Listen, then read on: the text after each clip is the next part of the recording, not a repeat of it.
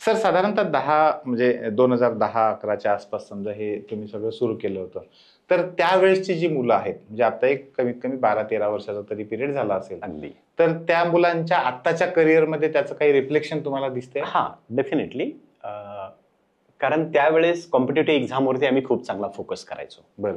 तर ती अत्यंत गरीब घरची मुलं कुठलं कोचिंग लावू शकत नाहीत आणि तेव्हाच ही दिशा ओळखली होती मी, हो, की भविष्यात यांना इतकं तयार केलं पाहिजे की याने स्वतःच्या पायावर हे केलं पाहिजे. तर साधारण 10-12 वर्षापूर्वीची माझी पुष्कळ मुलं आज MBBS ला आहेत, पुष्कळ मुलं इंजिनिअरिंगला आहेत, काही मुलांनी तर हे गाव किती लोकसंख्येचं आहे?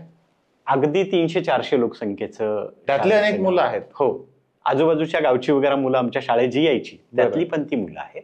आणि आम्ही जे कॉम्पिटेटिव्ह एक्झाम घ्यायचो ना, त्यातून आर्मी, पोलीस याच्यामध्ये मुलांना इतका फायदा झाला बरं की 12वी झाली की काही मुलं अवरेज होती, पण त्यांचं स्पर्धा परीक्षेचा प्लॅटफॉर्म इतका परफेक्ट झाला बरोबर की त्यांनी ग्राउंड क्लिअर करून आज माझी कितीतरी मुलं पोलीस झाले.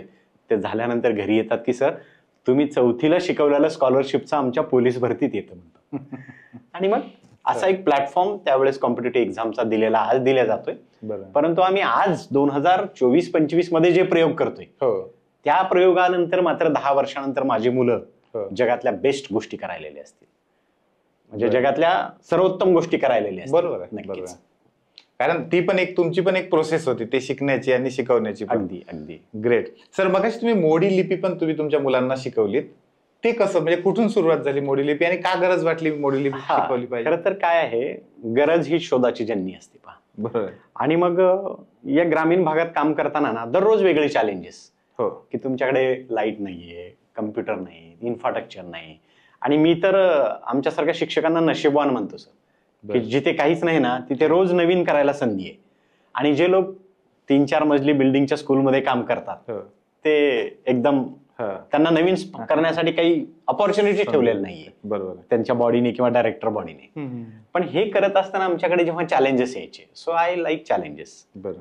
की कारण एक सुंदर वाक्य वाचलं होतं पहा मी, जो चीज आपको चॅलेंज करती है वही चीज आपको चेंज भी करती है.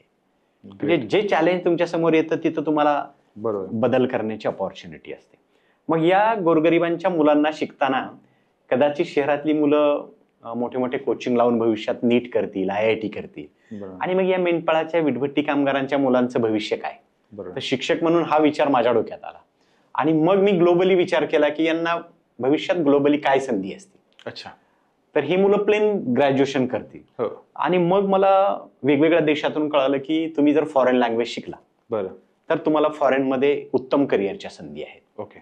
आणि मग मी त्याच्यावर स्टडी केला तर मला असं कळलं की आज एखादा भारतातला तरुण आहे, त्याचा ओनली BCom झालाय, तर त्याला भारतात 15-20 हजार रुपये, 25 हजार सॅलरी मिळते.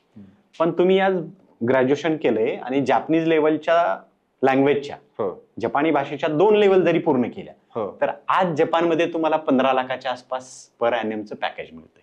बरं. मी भविष्यात हा विचार केला की माझ्या मुलांनी ग्रॅज्युएशन करावं आणि त्यांना आज पुणे मुंबई सारख्या शहरात जॅपनीज लँग्वेजच्या 2 लेवल पूर्ण करायची 50 हजार रुपये फीस आहे. आणि ती मी त्या मुलांना 3री-4थीत पूर्ण करून घेतोय.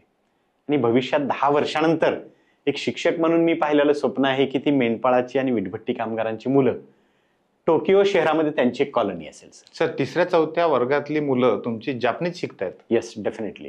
काय असतं की शिकवणारा जितका क्षमतावान असतो, ताकदवान असतो, बरोबर, तितकं शिकणारे पण क्षमता निश्चित होत असतात. आणि त्या मुलांना मग मी जापनीज शिकवलं, फ्रेंच लँग्वेज शिकवली. परंतु 1-2 वर्षापूर्वी मराठा आरक्षणाचा एक विषय होता आणि त्याच्यामध्ये मोठा अडथळा होता की जुन्या नोंदी सापडतात पण ते वाचणारी माणसंच कमी आहेत. आणि मग ती होती मोडी लिपी. मग आमच्या शाळेतली मुलं म्हणायची सर काय असतं हे मोडी लिपी, काय असतं? आणि मग मलाही तोपर्यंत माहित नाही. तुम्ही सर्वांनी पहा 4थीला इतिहास शिकला असेल मराठी माध्यमात, बालभारतीचा, त्याच्यामध्ये एक मोडी लिपीचं पत्र होतं. ते माझ्या गुरुजींनी पण मला सांगितलं नाही काय होतं, कारण ते त्यांना येत नव्हतं. मी पण 10 वर्ष माझ्या विद्यार्थ्यांना सांगितलं नाही. पण त्यानंतर मग मला कळायला लागले की ही पण भाषा माझ्या विद्यार्थ्यांना भविष्यात इतिहासात संशोधन जर करायचं असेल तर याच्या माध्यमाने एक 10-15% मुलं यात करिअर करू शकतात. कारण आज पुण्यातल्या इतिहास संशोधन परिषदेत खूप सारे डॉक्युमेंट मोडी लिपीमध्ये आहेत. येस. आणि मग साधारण जास्त दिवस नाही सर, 100 दिवसात आम्ही उत्तम मोडी वाचायला लिहायला शिकलो. फक्त 100 100 दिवसात. बरं. आणि पूर्वी जापनीज किंवा फ्रेंच शिकवताना म्हणजे शिक्षकांनी यावर लक्ष देणं अपेक्षित आहे. हे शिकवताना मी 6 महिने आधी शिकायचो आणि नंतर मुलांना शिकवायचो, माझं 1 वर्ष जायचं. पण मोडी शिकताना मी एक वेगळा प्रयोग केला की मी आणि विद्यार्थ्यांनी सोबत मोडी शिकली शाळेत.